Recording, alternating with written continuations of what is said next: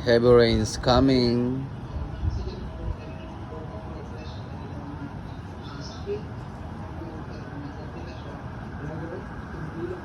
Mukhang malakas na naman to ulan na paparating.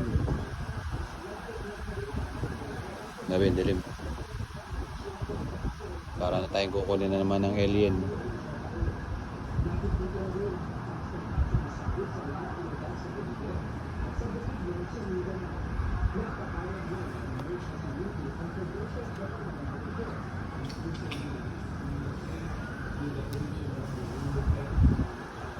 Pero may araw-araw pa dun.